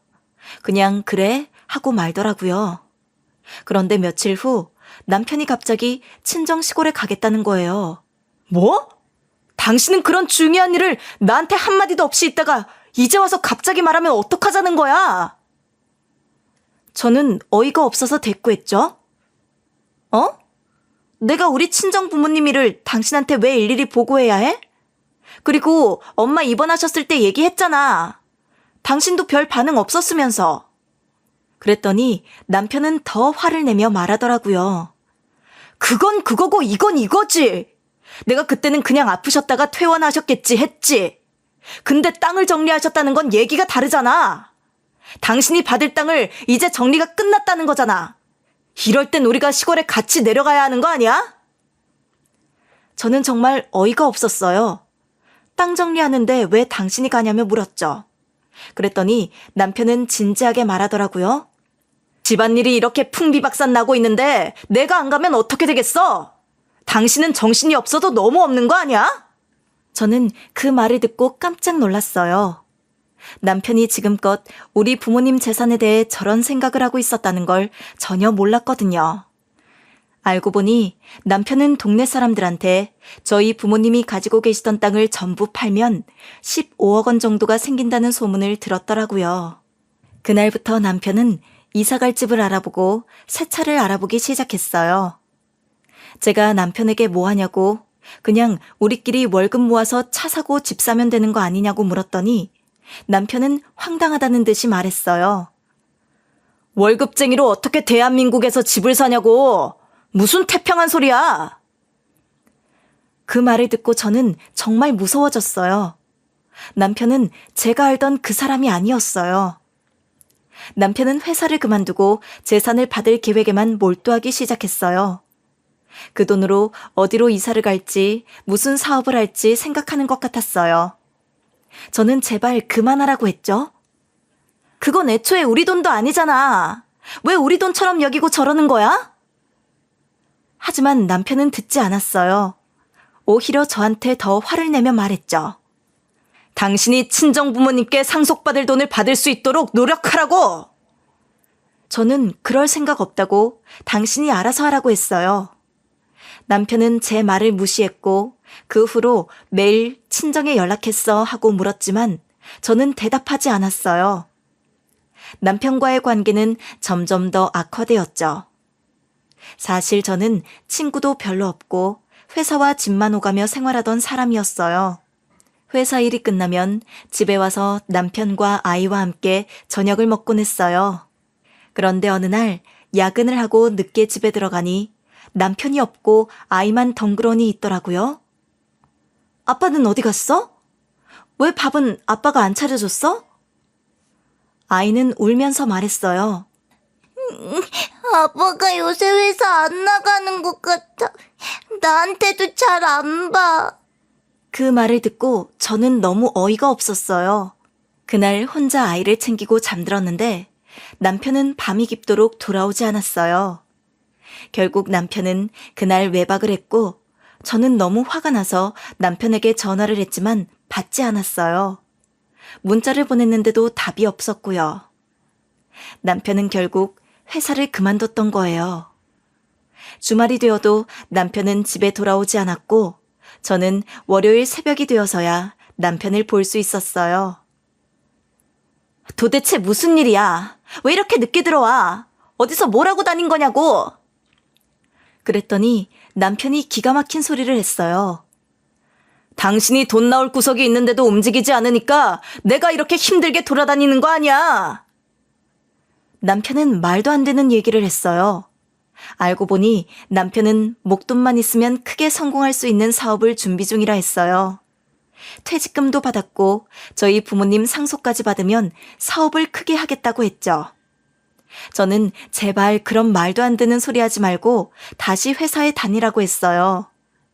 남편은 회사랑은 맞지 않는다며 이제는 회사를 다닐 수 없다고 했습니다. 남편과는 별다른 말 없이 시간이 흘렀습니다. 그런데 남편은 여전히 사업을 한다, 새로운 일을 벌인다며 사람들을 만나고 술을 마시며 지내는 것 같더라고요. 특히 남편이 자주 만나는 그 친구들이란 사람들, 한두 번 저희 집에 데리고 오기도 했는데 솔직히 질이 너무 나빠 보였어요. 한 번은 남편이 밖에서 술을 먹다가 가게에서 쫓겨났다고 하면서 저희 집으로 온 적이 있었어요. 그때가 밤 11시쯤이었죠. 저는 이미 아이를 재우고 있었는데 갑자기 초인종이 요란하게 울리면서 남편이 고성방가를 하는 겁니다. 문을 열어보니 남편이랑 남자 셋넷 정도가 되는 사람이랑 같이 있었어요. 그 중에는 덩치가 크고 키가 180cm가 넘는 사람도 있었고 문신이 보이는 사람도 있었어요. 그 사람들이 남편이랑 같이 사업을 준비하는 사람들이라고 했지만 솔직히 그들 얼굴을 보니 겁이 나더라고요. 아이도 놀라서 울기 시작했고요. 저는 남편을 안방으로 끌고 가서 조용히 말했어요. 이게 대체 무슨 일이야? 지금 아이도 자고 있는데. 이런 사람들을 데리고 집에 오면 어떡해? 다른 곳으로 가. 그런데 남편은 그럴 수가 없다며 그 사람들이 자기가 가장 아끼고 존경하는 선배들이라고 했어요. 오늘 한 번만 같이 술자리를 할 테니 이해해달라고 하더라고요. 저는 도저히 내 상식으로는 이해할 수 없었어요. 아이도 자고 있고 밤늦게 남편 친구들까지 집에 들여서 술을 마신다는 게 말이 안 된다고 생각했죠. 하지만 남편은 자존심이 걸린 문제라면서 저에게 언성을 높였어요. 결국 저는 그들을 돌려보내지 못했고 그들이 요구하는 대로 비빔국수와 삼겹살을 준비해줬습니다. 그 후에도 남편은 몇 번이나 이상한 친구들을 집으로 데려왔어요. 그래서 저는 결국 현관문 비밀번호를 바꿔버렸죠. 남편은 그걸 알고 나서는 저에게 엄청 화를 냈어요. 가장이라는 사람이 집에 들어오지도 못하게 하다니 이게 무슨 일이야? 가장이면 가장답게 행동해야지. 당신은 전혀 가장 노릇을 하고 있지 않아. 남편은 남자는 원래 자기 일을 하는 게 가장 노릇이라며 말도 안 되는 소리를 했습니다. 그 후로 친정에서도 별다른 연락이 없자 남편은 저에게 점점 더 압박을 주기 시작했어요. 당신은 내가 우스워 보여? 내가 저번 달부터 계속 장인 장모님께 말씀드리라고 했잖아. 대체 왜 아직도 말을 안 했어? 친정에서 줄 재산 같은 건 없다고 했잖아. 그만 좀 해. 저는 처음부터 부모님 재산에 별다른 관심이 없었기 때문에 남편의 이런 말들이 전혀 와닿지 않았어요. 그런데 남편의 생각은 달랐죠. 남편은 결혼 후 저희 집안 돈으로 시댁에서 사랑을 듬뿍 받았다고 생각했던 것 같아요. 그래서 제가 받을 재산도 당연히 자기 것이라고 생각하고 있었던 거죠. 남편과의 사이는 점점 더 멀어졌고 가족 행사에도 자연스럽게 불참하게 되었습니다. 아가씨 생일이 있었는데 그날 남편이 처음으로 저에게 말을 걸더라고요. 자기 여동생 생일인데 어떡할 거야? 저는 그 말이 너무 괘씸했어요. 돈 문제로 싸운 상태에서 그런 말을 하는 게 정말로 기분 나빴죠. 당신이 알아서 해. 솔직히 남편이 엄마 돈 받아서 자기 여동생 챙기려는 건가 하는 생각까지 들었어요. 남편이 제 말을 듣고 소리를 지르며 화를 내기 시작했어요. 넌 정말 나한테 기를 한 번도 못 세워줘? 내가 당신이랑 무슨 생각으로 결혼한 줄 알아? 자존심이 상해서 정말. 그러면서 집안을 엉망으로 만들었어요. 그 소리에 자고 있던 아이가 또 깼고 저에게 달려왔어요. 남편은 그 와중에 소리를 지르며 효도하고 싶다고 말했어요. 정말 말도 안 되는 상황이었죠. 며칠 뒤 아가씨 생일이 지나고 나서 아가씨에게 연락이 왔어요. 저는 왜 생일에 안 왔냐고 뭐라고 하려는 줄 알았는데 뜻밖의 내용이었어요. 이번에 오빠랑 같이 봉투 챙겨주셔서 너무 감사해요. 이렇게 큰 돈을 받아도 되는지 모르겠어요. 조카랑 캠프 다녀오시느라 못 오신 거 맞죠? 다음에는 꼭 얼굴 뵈어요. 저는 순간 아가씨가 무슨 소리를 하는 건지 이해가 안 갔어요. 큰 돈이라니? 남편이 돈을 챙겨줬다고? 그 돈이 대체 어디서 나온 건지 의문이 들었죠? 그래서 남편에게 물었어요. 대체 무슨 돈으로 아가씨 생일에 그렇게 큰 돈을 챙겨준 거야? 남편은 제 물음에 오히려 화를 내면서 말하더라고요. 내가 돈이 없다고 사람 취급 못 받아야 되는 사람이야? 저는 그 말에 더 기가 막혀서 남편의 핸드폰을 몰래 확인해 봤죠. 그랬더니 남편이 대출을 받은 걸 알게 되었어요. 1,000만 원 정도를 급하게 대출받아서 아가씨에게 돈을 건넨 거였어요. 그때 정말 남편이 정신 나갔구나 싶었어요. 그런데 더 충격적인 건 따로 있었어요. 남편이 저 몰래 저희 친정엄마에게 직접 연락해서 아내가 곧 상속받을 돈이 있다며 자동차를 계약했다 돈을 보내달라고 했던 거예요. 이 사실을 제가 어떻게 알았냐면 친정엄마가 직접 저에게 전화를 걸어서 말씀하셨거든요. 엄마는 제게 많이 서운해하셨어요. 왜 너는 남편에게만 그 얘기를 하고 엄마한테는 한마디도 안 했니?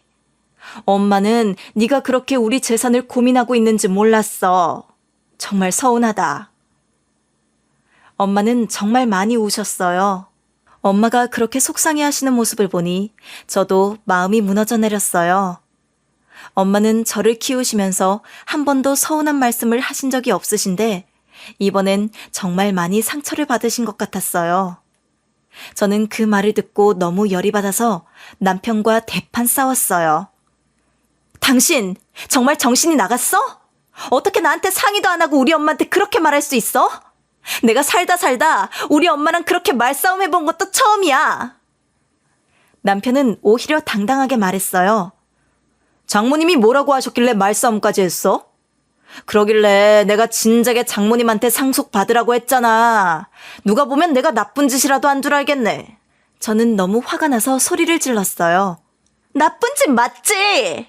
당신이 있지도 않은 자동차 계약 얘기를 우리 엄마한테 하면서 돈 달라고 했잖아. 그렇게까지 해서 우리 엄마 재산이 가지고 싶었어? 남편은 갑자기 가방에서 서류를 꺼내더니 저한테 보여줬어요. 그걸 보니 정말로 외제차 계약서를 들고 있더라고요. 저는 어이가 없어서 그걸 보고 빽 소리를 질렀어요. 우리가 무슨 돈이 있다고 갑자기 외제차를 사? 당신 정말 미쳤어? 아무리 재산을 받고 싶다고 해도 이건 아니지. 하지만 남편은 저를 쳐다보며 그저 웃었어요. 지금은 네가 나한테 화를 내겠지만 나중에 가면 나한테 고마워할걸? 이렇게라도 돈을 받아서 정말 다행이었다고. 저는 정말 남편과 대화가 통하지 않는다고 느꼈어요. 당장 다음 날까지 자동차 계약 해지하고 오라고 했지만 남편은 들은 척도 하지 않았어요. 결국 우리는 또다시 냉전 상태로 돌아갔습니다. 저는 더 이상 이 사람과 같은 길을 걸을 수 없겠다는 확신이 들었어요. 남편의 생각은 이미 제가 알던 사람이 아니었고 저희 가정은 점점 더 무너져가고 있었죠. 그 후로 저는 변호사를 찾아 이혼 절차를 밟기 시작했습니다. 그런데 다음 날 남편에게 자동차 계약 해지가 어떻게 됐는지 궁금해서 전화를 걸었는데 전화는 남편이 아니라 시어머니가 받으셨어요. 이거 아범 전화 아니에요? 나다 얘. 내가 듣기로는 우리 애가 자동차를 한 대 뽑았다며? 그것도 외제차로 말이다. 아, 네 어머님. 안 그래도 상의 없이 계약한 거라서 제가 계약 해지하라고 했어요. 시어머니는 제 말을 들으시더니 갑자기 화가 치미셨는지 목소리가 높아지셨어요. 우리 아들이 대체 뭘 잘못했다고? 인생 살면서 처음으로 외제차 한 번 뽑았는데 그걸 너 때문에 취소해야 하냐? 난 당최 이해가 안 간다. 그냥 계약 그대로 해라. 우리 아들이 내 차도 뽑아준다고 하니 너도 그런 줄 알아라. 그 말을 끝으로 시어머니는 전화를 끊으셨어요. 저는 순간 너무 황당했어요. 상황이 정말 이상하게 돌아가고 있다고 생각했습니다. 저희 엄마는 남편 때문에 이미 상처를 받으셨고 이번에는 시어머니까지 저에게 화를 내시니 말이죠. 그때부터 엄마는 제가 얼마나 돈이 급했으면 부모님께 그렇게 부탁을 했을까 하는 생각에 밤마다 걱정을 하셨다고 하셨어요. 엄마는 심지어 밤에 자다가도 벌떡 일어나서 엉엉 우셨다고 해요. 그 모습을 본 아빠는 상심이 컸다고 하셨고요. 엄마가 병원에 입원하셔서 고생한 뒤에 저희를 돕고자 땅을 파신 건데 사위가 이렇게 나오니 엄마는 머리가 너무 아프셨을 거예요. 이 상황을 해결하려면 저에게 돈을 주고 남편을 진정시키는 수밖에 없다고 생각하셨던 것 같아요. 결국 친정에서는 상속을 미리 해주겠다며 저를 시골로 부르셨어요. 주말에 시간을 내서 친정에 가기로 했죠. 사실 그때 저는 모든 일을 사실대로 말씀드리고 상속을 받지 않겠다고 결심했어요. 남편 때문에 저와 부모님 사이가 틀어지는 건 정말 바라지 않았거든요. 하지만 남편은 제가 친정에 간다고 하니 아침부터 별의별 소리를 다 하더군요. 많이 받아와야 돼. 이번엔 확실하게 받아와. 저는 그런 남편의 말을 무시하고 엄마 아빠가 좋아하시는 곶감과 떡케이크를 준비해 시골로 내려갔습니다. 친정에 도착했더니 아빠는 저를 보자마자 평소와는 다르게 차가운 얼굴로 상속 이야기를 꺼내셨어요. 우리가 내게 전부 다 줄 수는 없지만 외동딸이니까 절반은 주도록 하겠다. 김서방한테는 중간에서 잘 말해서 알아듣게 해라. 그 돈이면 적진 않을 테니 이제 더는 시끄럽진 않겠지. 그 말을 하시고는 아빠는 밖으로 나가버리셨어요. 저는 그 말을 듣고 충격을 받았어요. 그토록 저를 아껴주시던 아빠가 이렇게 차갑게 대하시는 건 처음이었거든요. 예전 같았으면 제가 친정에 오기 1시간 전부터 마중을 나오시고 돌아갈 때면 큰 길까지 따라 나와 손을 흔들어 주셨던 분이었어요. 그런데 지금은 마치 저와의 인연을 끊으려는 듯한 모습이었죠. 아빠의 뒷모습을 보면서 가슴이 찢어지는 것 같았어요. 내가 원하는 건 부모님 돈이 아니라 그 따뜻한 마음이었는데 그저 울음이 터질 것만 같았어요. 엄마를 불러보았지만 엄마도 화가 나셨는지 저를 쳐다도 보지 않으셨고 마중은커녕 나가신다고만 하셨습니다. 제가 가져간 곶감과 떡케이크도 필요 없으니 그냥 가져가라고 하셨어요. 평소에 친정에 오면 항상 반갑게 맞아주시고 복숭아라도 내어주셨던 엄마의 모습은 온데간데 없었어요. 남편 때문에, 그 사람 때문에 저는 한순간에 부모님께 버림받은 기분이었어요. 그동안 저희 가족은 너무나도 따뜻하고 화목했는데 남편이 이렇게 모든 걸 망쳐놓다니. 마음이 너무 아팠어요. 그날 밤 늦게까지 운전해서 신혼집으로 돌아갔어요. 그런데 집에 도착했을 때 남편은 다짜고짜 제 얼굴도 보지 않고 물었죠. 얼마 받아왔어? 저는 남편을 뚫어져라 쳐다봤고 그 순간 남편이 안고 있던 아이가 눈에 들어왔어요. 그제야 남편이 아이를 안고 있는 모습을 보니 더 괘씸했어요. 그동안 아이를 돌보지 않다가 그 순간에만 아이를 안고 있으니 더 화가 났죠. 땅 판 돈의 절반을 주시기로 했고 일단 3억 받아왔어. 더 이상 우리 친정 부모님께 돈 얘기는 하지 않았으면 좋겠어. 남편은 통장을 봤더니 갑자기 고래고래 소리를 지르기 시작했어요. 뭐? 절반? 당신 외동딸 아니었어? 숨겨둔 형제라도 있는 거야? 이번에 계약한 외제차가 4억인데 고작 3억으로 뭘 어떻게 하라는 거야? 이사도 가야 하고 엄마 차도 뽑아드려야 하는데 땅 팔면 15억은 나온다는데 그걸 늙은이들이 가지고 뭘 하겠다는 거야? 당신이 전부 받아왔어야지. 그 말을 듣고 저는 더 이상 참을 수 없었어요. 싫다는 사람 억지로 시켜서 돈 받아왔으면 미안해해야 하는 거 아니야? 그걸 당당하게 소리치고 있어? 정말 인간이야? 남편은 제 말을 듣고 오히려 더 화를 내면서 말했어요. 난 당신이 외동딸이라길래 결혼했어. 이 지긋지긋한 사위 노릇 내가 착실하게 다 해줬잖아. 그런데 절반밖에 못 받아온 거야? 이게 말이 돼? 그렇게 말하며 남편은 마구 따지기 시작했어요. 그때 남편의 고함 소리에 잠들었던 아이가 깨어 울기 시작했어요. 아이는 이제 겨우 초등학생이었죠. 아이의 울음소리에 저는 마음이 더 무너져 내렸어요. 남편은 급기야 나머지 절반을 받아오지 않으면 사위 노릇을 안 하겠다고 했어요. 나 이제 처가엔 발도 안 들일 거야. 내 얼굴 보고 싶으면 돈을 더 받아오라고 해. 장인 장모님이 나 엄청 좋아하시잖아. 나도 그동안 사위 노릇하는 게 너무 힘들었어. 그분들이 좋아하시니까 억지로 한 거지. 나중에 서울로 찾아오셔도 난 얼굴 안 비칠 테니까 그리 알아둬. 그 말을 하고는 남편이 갑자기 집을 나가버렸어요. 순간 저는 정말 저 인간이 그대로 돌아오지 않기를 바랐어요. 저는 솔직히 우리 엄마 아빠가 남편에게 너무 과분한 사랑을 줬다고 생각했어요. 그동안 사위가 마치 아들인 양 여기며 사랑을 주었는데 남편은 그걸 당연하게 받아들이고 이렇게 무책임하게 행동했죠. 정말 천지분간을 못하는 사람처럼 말이에요. 아무리 보고 싶어도 부모님이 저를 제쳐두고 사위만 예뻐하시는 게 정말 서글펐어요.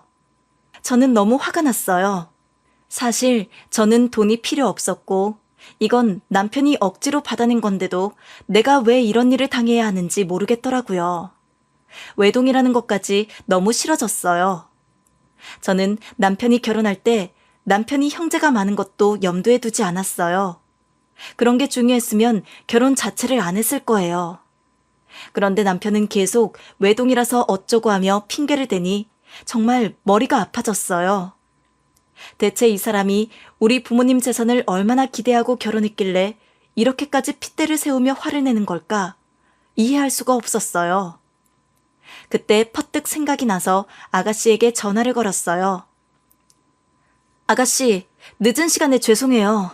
그런데 어머님께 혹시 제가 모르는 재산이 조금이라도 있나요? 아가씨는 순간 당황한 듯 하더니 재산 같은 건 없다고 했어요. 제가 다 알고 있으니 거짓말하지 말라고 하니 오히려 큰 소리로 말하더군요. 아니 그거 어차피 저희 큰언니가 다 받을 건데 갑자기 무슨 상관이에요? 그리고 우리 오빠 하도 무능력해서 중소기업 다니는 거잖아요. 엄마한테 효도한 것도 없는데 별 기대하지 마세요. 우리 오빠가 엄마한테 한 것보다 더 효도했을 거려? 그럼 정말 재산이 있긴 한가 보네요? 아가씨는 그 말에 더 당황했는지 전화를 끊어버렸어요. 시어머니는 예전부터 시아버지가 돌아가시기 전에 사업을 크게 해서 재산이 꽤 많이 남아 있었고 남편은 원래부터 능력이 없었죠. 그 때문에 여자친구와 사귀다가도 결혼할 때가 되면 파혼당하곤 했습니다. 그 이유는 형제가 많고 제대로 된 직장을 다니지 않는다는 것이었어요. 그러다 겨우 작은 회사에 들어가면서 저와 운 좋게 결혼까지 하게 된 것이었죠. 남편은 원래 5평짜리 자취방에서 술이나 마시며 지내다가 결혼 후에는 집안 행사에 나가서 억지로 위세를 떨며 누나와 여동생을 보러 다니기 시작한 겁니다. 사실 시어머니 재산을 한번 노리고 저와 결혼한 것이며 그 명목으로 용돈도 드리며 효도하는 척했던 거였죠. 처음엔 시월드라는 게 그저 말로만 듣던 것인 줄 알았어요. 하지만 겪어보니 해도 해도 너무하다는 생각이 들었죠. 시어머니뿐 아니라 형님과 아가씨도 틈만 나면 저에게 전화를 해서 요구를 하곤 했어요. 모든 것을 알게 된 저는 친정집에서 돌아온 다음 날 남편을 불러내기로 결심했습니다. 남편은 제가 나머지 돈을 받아온 것이라며 기뻐했어요. 역시 외동딸이니까 네가 말만 하면 다 들어주시지 않냐? 그렇게 웃으면서 순순히 약속 장소로 나왔습니다. 저는 남편을 데리고 법원으로 갔어요. 남편은 왜 법원에 왔냐며 깜짝 놀라 묻더군요. 우리가 여기 온 이유가 뭔지 너도 알 거야. 이제 그만 끝내자. 이혼하자. 여기서 모든 걸 정리하자. 그 말을 들은 남편은 순간 당황했지만 곧 화를 내며 이혼은 절대 못한다고 소리쳤습니다. 그럼 알았어. 널 만나고 싶어하는 사람이 있어. 남편은 돈을 받아오기 전까지는 처가 쪽 사람들은 절대 만나지 않겠다고 했지만 저는 웃으며 그건 걱정 마. 처가 쪽 사람은 아니니까 라고 말했어요. 그러면서 어디론가 전화를 걸었죠. 잠시 후 정장을 입은 남자가 나타났고 남편은 깜짝 놀라며 묻더군요. 뭐야 이 남자? 설마 새 남자가 생긴 거야? 아니, 그 사람은 내 변호사야. 그 말을 듣자 남편의 얼굴이 하얗게 질렸어요. 변호사는 이혼 절차와 서류를 설명하기 시작했지만 남편은 전혀 듣지 않았어요. 서류를 내팽개치고 소리쳤죠. 대체 뭐가 그렇게 마음에 안 든 거야? 그럴 거면 내가 돈 달라고 했을 때 줬으면 이렇게 되지도 않았잖아. 그 말을 듣고 저는 정말 분노가 치밀어 올랐어요. 난 결혼 생활하는 동안 아내로서 며느리로서 할 만큼 다 했어. 더는 못해. 이제 내 인생을 살고 싶어. 당신과 사는 건 지긋지긋해. 남편은 제게 미안하다며 빌기 시작했지만 저는 그 말을 믿지 않았어요. 이런 상황에서도 당신이 진심으로 잘못을 뉘우치지 않는 걸 보니 우리가 정말 끝내야 할 때가 된 것 같아. 이제 끝내자. 그렇게 우리는 이혼 소송 절차에 들어갔습니다. 남편은 끝까지 사죄하는 척했지만 결국엔 돈에만 집착하는 그의 본심을 끝까지 보게 되었죠. 이 모든 일은 이제 끝이 나고 있었어요. 남편은 정이 떨어지면 얼마나 무서운지 모르는 듯 했습니다. 결국 그날로 남편과 이혼을 했고 아빠가 주신 통장도 고스란히 돌려드렸습니다. 전 남편은 이후 시댁으로 돌아갔지만 전 형님과 전 아가씨에게는 못난 오빠, 못난 동생 취급을 받았고 전 시어머니에게는 재혼하기 전에는 다신 돌아오지 말라며 쫓겨났다고 하더군요. 애초에 그 집에서도 내놓은 자식이었나 봅니다. 전 남편은 그동안 대출로 시작한 사업도 망했고 자동차 빚까지 겹쳐 엄청난 빚에 시달리며 허덕이고 있다고 들었어요. 그러던 중 이혼 후 반년쯤 지났을 때 전 남편에게서 연락이 왔습니다. 여보, 내가 정말 미안해. 아무리 생각해도 내가 잘못했어. 돈 없어도 되니까 나랑 다시 살아주기만 하면 안 될까? 그렇게 울면서 말하는데 정말 정이 떨어지는 소리만 들렸습니다.